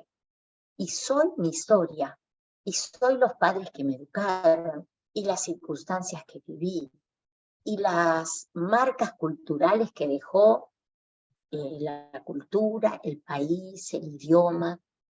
Pero todo eso se potencia y puede encontrar una salida, sobre todo al diálogo con los demás, cuando somos capaces de creer que esa energía, que en ese témpano no está Dios fuera. Yo voy a ver si puedo volver al dibujito del témpano, no sé si voy a poder. Pero a ver si puedo, Perdónenme. Ahora, miren, a mí me gusta mucho este dibujo, mucho. Me emocionó cuando lo encontré. Se los quiero contar porque verdaderamente me emocioné. ¿Quién es esto? ¿Qué es esto? Esto es el ser humano. Este es el ser humano. Quizás ustedes dirán, esto es el cielo que cae sobre la tierra. Otros dirán, este es el mar. El mar y la luz que está entrando en el mar. No sé. Cada uno piense lo que quiera. Pero el hombre es un ser de transparencia. Ninguno de nosotros somos la violencia que han ejercido sobre nosotros, el desprecio que han ejercido sobre nosotros, el amor que han ejercido. Nosotros no somos la resultante de esas energías. Somos los dueños de hacer con toda esa energía de dolor, de soledad, de apoyo, de cercanía, una obra única y extraordinaria con nuestra vida junto a los demás. Y entonces, la dimensión más extraordinaria de nuestra vida moral es la capacidad de amar. ¿Y qué significa la capacidad de amar? Es la capacidad de ser consciente y de crear. El arte no es solamente una pintura o una música. El arte es la disposición que tenemos de hacer de nuestra vida y de nuestra historia un testamento y una invitación a lo mejor del otro. Entonces, ¿qué es lo que hace la conciencia? Dice Viktor Frankl, la conciencia me permite qué es lo que debo hacer, cuál es el camino, y esto tenemos que saberlo. En todo hombre habita esta capacidad de descubrir su deber ser, pero no el deber ser como lo que me imponen desde afuera, sino el deber ser como una posibilidad de un camino hacia el cual dirijo mi vida para realizarla. Pero el amor también es la capacidad, no de sentir. Sentir amor lo pueden sentir quizás también hasta los animales si entendemos por amor simplemente la cercanía. El amor humano, el amor que nos permite trascender la historia de nuestro iceberg y llevar el don que tenemos a los demás es la capacidad de poder ser un don para el ser amado. Ver al ser amado no en su presente, sino en su capacidad de ser. Cuando una mamá ve que su niñito balbucea y dice, ¡ay, ya habla! Dice, y da un pasito y se cae, ¡prum! Y sin embargo la mamá dice, ya está caminando. Y cuando hace sus primeras letritas, y son garabatos que no puedo entender, y dice, qué lindo, ya va escribiendo. ¿Por qué decimos esto? ¿Por qué tiene valor? ¿Esa mamá es una tonta que no se da cuenta? Las grandes dificultades que todavía tiene su hijo. Las ve, perfectamente las ve. Como yo veo los límites de mi amigo y sin embargo le digo, vamos, dale, vos podés, yo te acompaño a la entrevista, yo te ayudo a hacer esto. ¿Por qué? Porque mi amor permite que yo pueda ver su poder ser. Pero ese poder ser, que no necesariamente es su poder ser individual, es ese poder ser de mi presencia junto a él. de nuestra comunidad que lo anima, de nuestra oración compartida que lo lleva adelante. El amor, la conciencia y el arte, dice Viktor Frankl, son los grandes poderes que tiene el ser humano para hacerse cargo de su historia, aún de la historia más trágica. Y esa es la tarea que nosotros nos debemos como seres humanos, para que emerja lo absolutamente único que hay en cada ser humano, al mismo tiempo que descubrimos a ese ser, porque lo amamos, lo descubrimos único, como ninguna padre, ni ninguna madre, ni ningún amigo podría intercambiar con facilidad su hijo, su amigo, su alumno, si lo ama. Porque no lo amamos por lo que es, sino por lo que puede llegar a ser, por lo que nuestro amor ve en él y que permite que se transforme la vida de él y la de muchos gracias a él. Y esta es la experiencia más hermosa del amor. Y por eso Viktor Frankl habla y define de un modo muy hermoso, saben que se me escapó, a ver, se me escapó disculpen, voy a tener que hacer un paso rápido. Acá estamos. A ver, ténganme paciencia. Aquí estamos.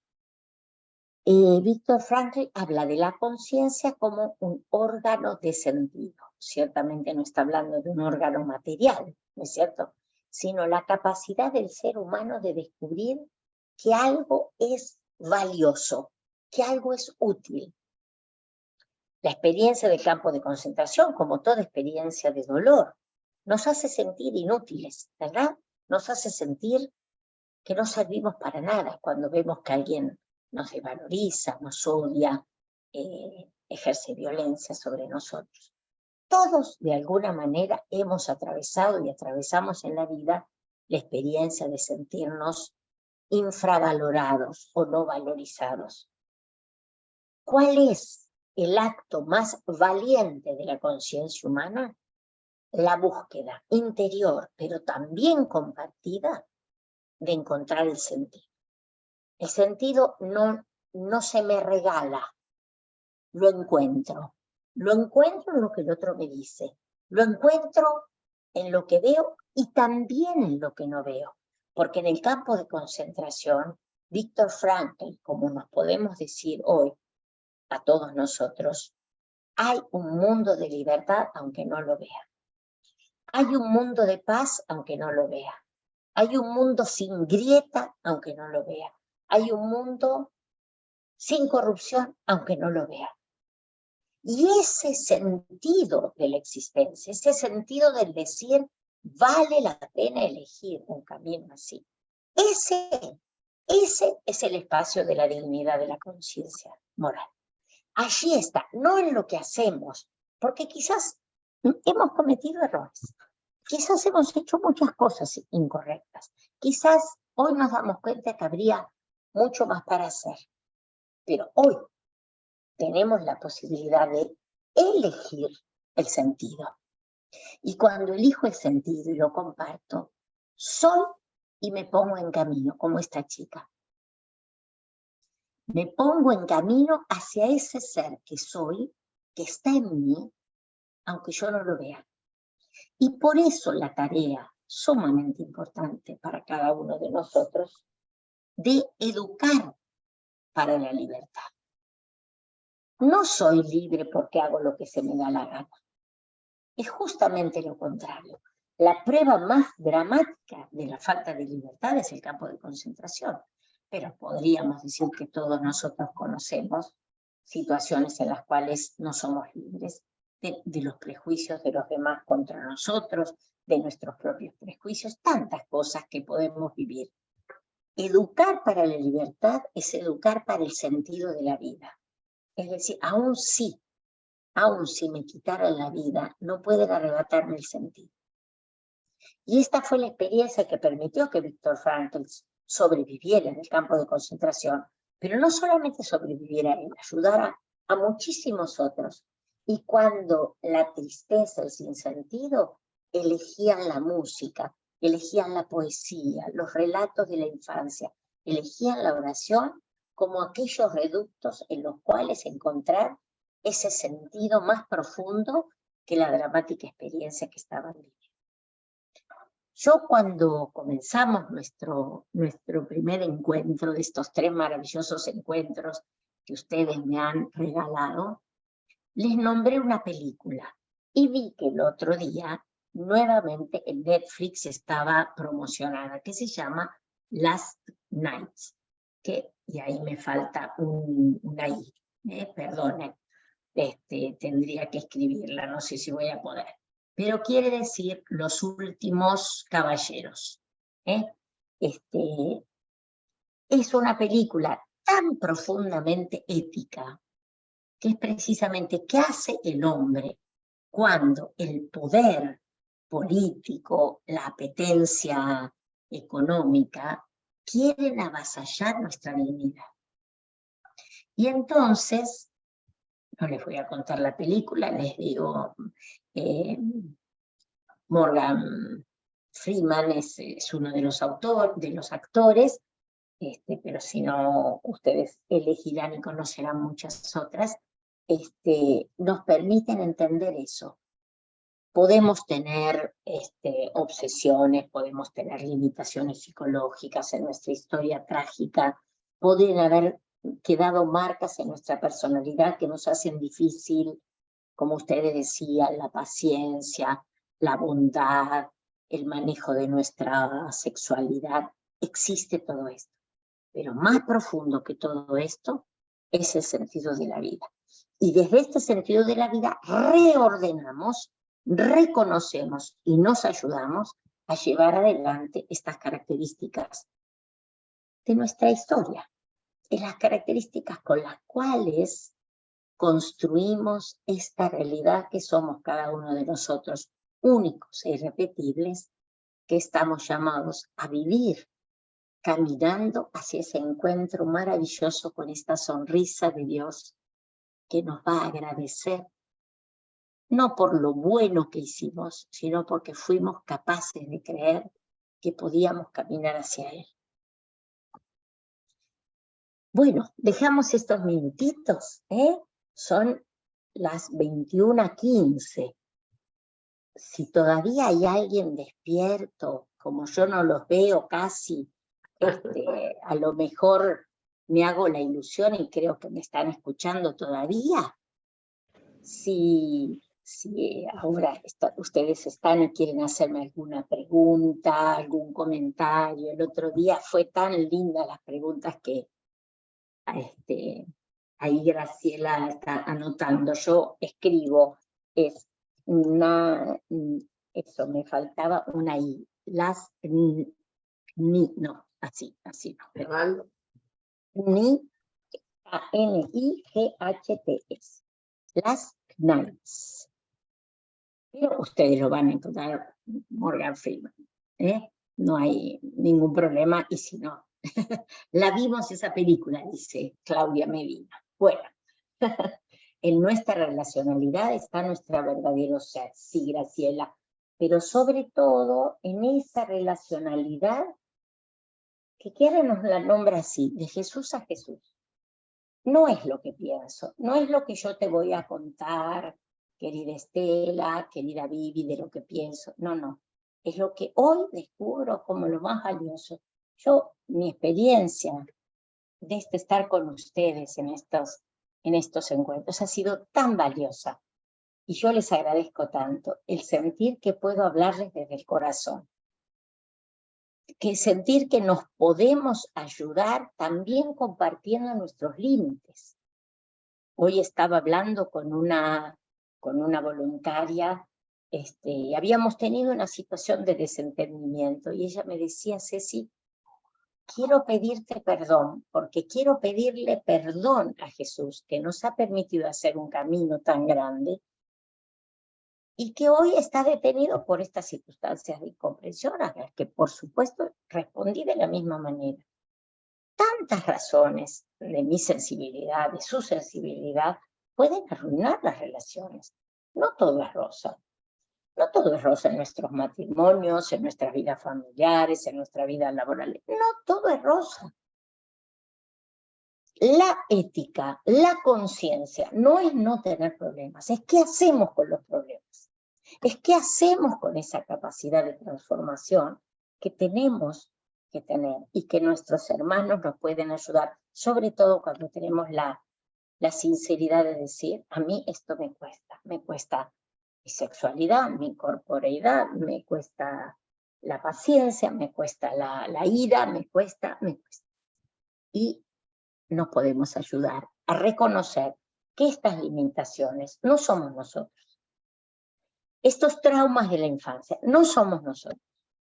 Es lo que nos ha traído la historia. Nosotros somos los que hacemos la transformación de esas heridas. O nos quedamos sentados en la herida y decimos, a mí me maltrataron, yo maltrato. O a mí me maltrataron, entonces soy una víctima y no me muevo de esa situación. La psicología nos puede ayudar, los hermanos nos pueden ayudar, nuestro cerebro aprende de todo lo que hacemos y nos ayudará siempre a poder buscar recursos más genuinos y profundos para poder elegir. Nuestra historia no es lo que traemos. Nuestra historia, lo que, como Chiara nos dice, llevaremos a Jesús entre las manos cuando nos encontremos con Él, es ese mundo con el cual construimos a pesar y junto con nuestro mal carácter, nuestra timidez, nuestra inseguridad, nuestra ansiedad, por lo menos eso es lo que me caracteriza y que tengo que ver qué hago con ello para poder ser amor. Bueno, gracias por los que agradecen y muchísimo agradecería también a quienes preguntan o dan objeciones que siempre, siempre ayudan.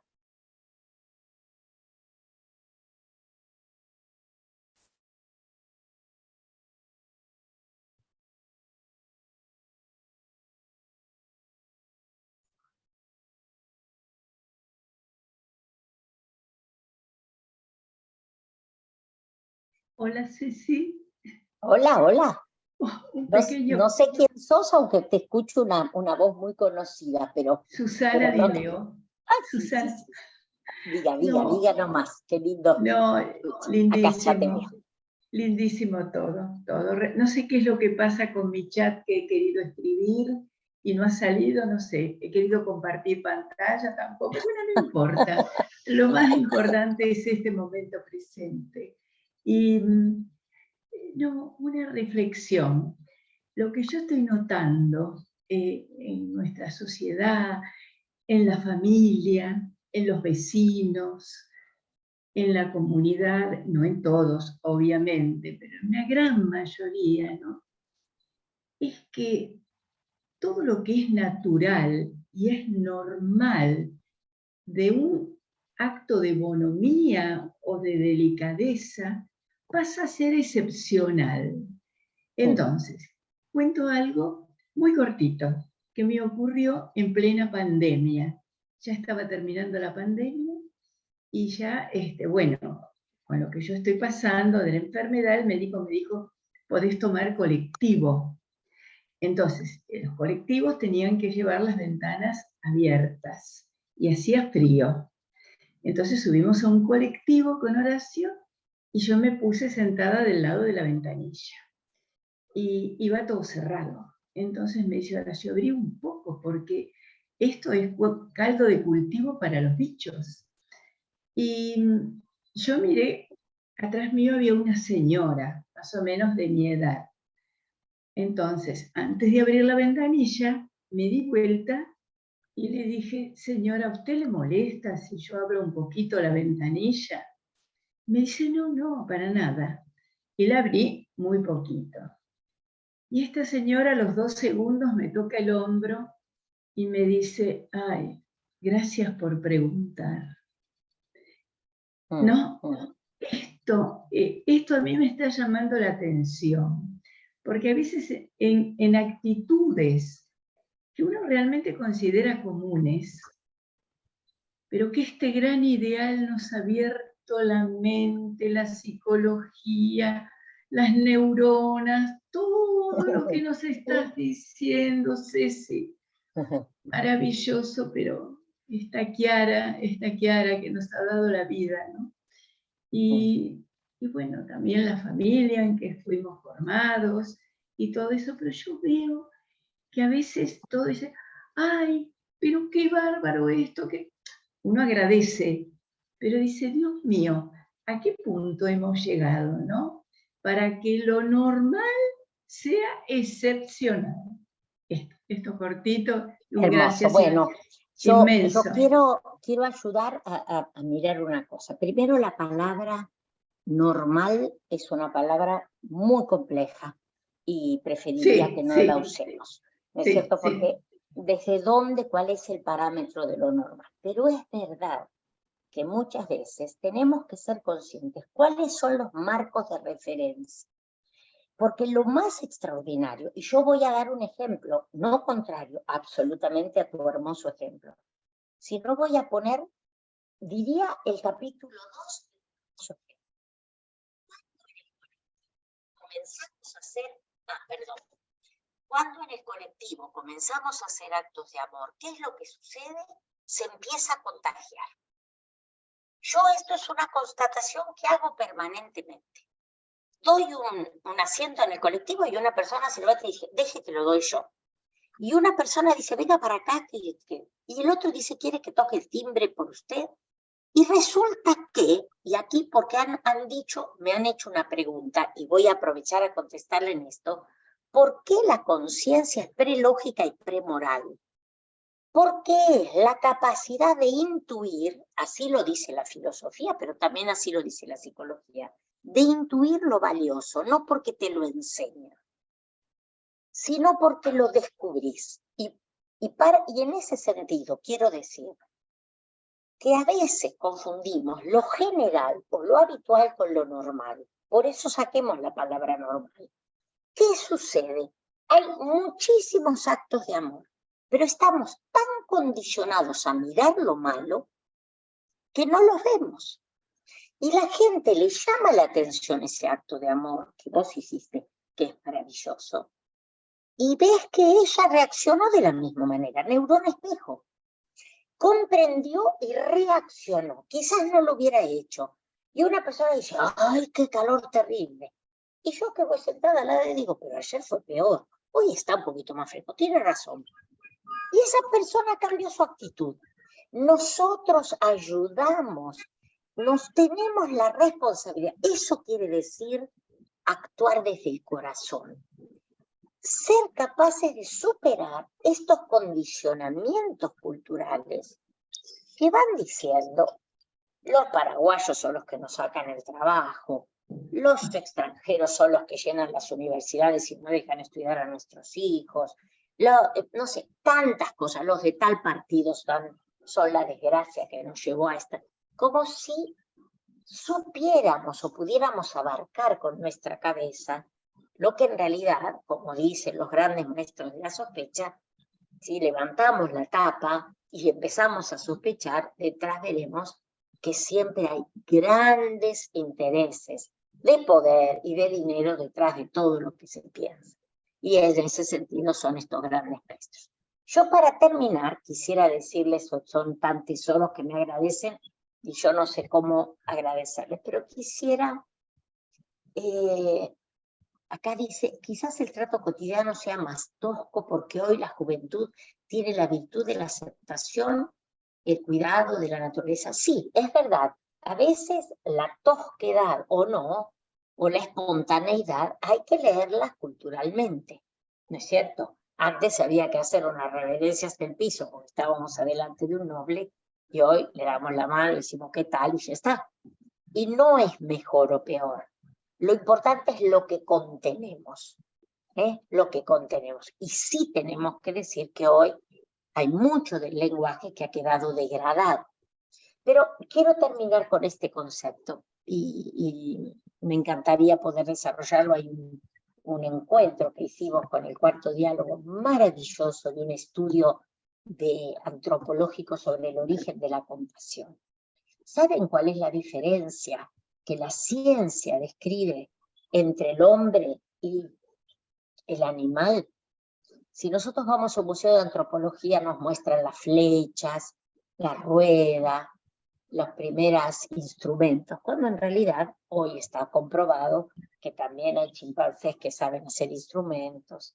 O sea, la mayor novedad del ser humano en la historia de la humanidad, en la historia del cosmos, es que alguien con vida fue capaz de detener su vida ante el peligro o la precariedad de la vida de otro. El primer signo de humanidad no es haber hecho una flecha, no es haber agarrado un palo, como nos mostraban algunas películas que veíamos en nuestra adolescencia. El primer signo de humanidad es que alguien que tiene derecho y placer por la vida se detiene para buscar al que sufre, se detiene para encontrarse con el que está en peligro. Si ustedes miran un grupo, una manada, lo que fuere de animales, un grupo animal, ante el peligro huye. Y si es necesario se abandona el hijo. Y no está mal, no lo hacen por mal, no lo hacen porque son malos, porque no quieren al hijo, porque hay que salvar la vida. Ese es el cerebro, ese es el impulso a la vida que dice, lo primero que hay que hacer es salvarse. ¿Cómo se explican ustedes esa mamá, esa amiga, ese monje, que son capaces de detener su impulso vital? Y esto es lo que ha mostrado la antropología, y esto es lo que nos mostraba este maravilloso investigador, que en condiciones de altísima precariedad, como podría ser, permítanme decirlo muy mal, ese hombre de la caverna, es capaz de hacerse cargo de otro ser humano con discapacidades, con dificultades, y sin embargo lo cuida y lo protege aún a riesgo de vida. Eso es lo que tenemos que decir. Ahí es donde está, ustedes lo verán en la película si la ven, lo veremos y lo conocemos absolutamente. Cuando decimos, alguien me ama, ¿por qué me ama? ¿Porque me sonríe? ¿Porque me acaricia? ¿O porque fue capaz de detener su interés, su cansancio, para ayudarme, para consolarme, para atenderme, para acompañarme? Ese acto de amor es el reducto en el cual la libertad se vuelve moral. Ese es el espacio de la conciencia. Y ese espacio de la conciencia no solamente me caracteriza, sino que transforma al resto de la sociedad, transforma a la familia, y eso es lo que Chiara nos habla con la reciprocidad, ¿no es cierto? Con esta cultura de la unidad que nos va transformando a todos. ¿Qué les parece? ¿Les gusta?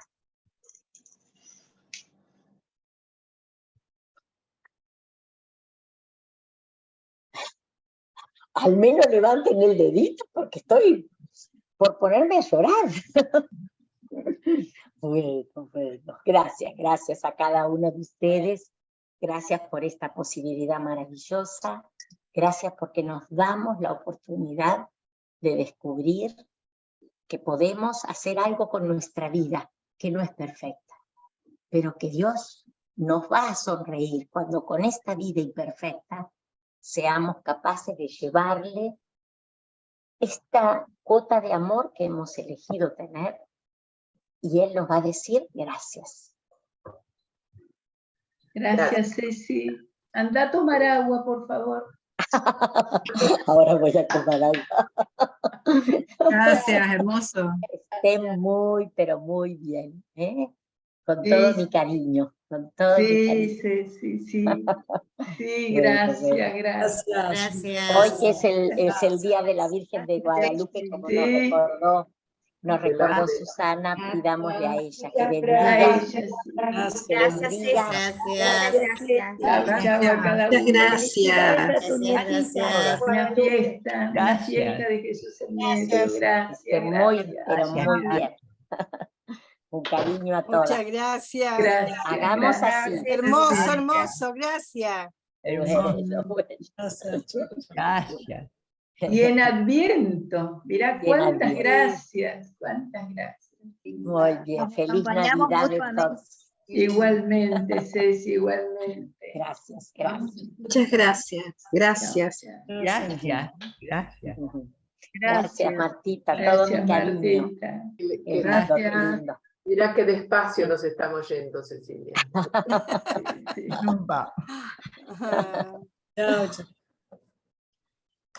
Cristi, qué lindo verte. Qué lindo verte. Hermoso. Y también gracias por los gráficos, porque hay personas por ahí logran sintetizar con las imágenes lo que nos comunicás, así que por todos lados realmente llega la luz ante el tema. Que sigas así contagiando también ese amor docente que tenés. Muchas gracias. Gracias, encantada, encantada. Quiero decir Qué que, lindo. que toda la grabación va a estar, no ahora, pero enseguida, en YouTube, ¿no? Así que si quieren compartirla con algunos, lo pueden hacer. Gracias. Gracias, entonces. Graciela. Gracias, Que esté gracias. muy, pero muy bien. Gracias. Si les Chao, parece. Gracias a todas, gracias Ceci. Hasta luego, hasta luego. Gracias, Andreita.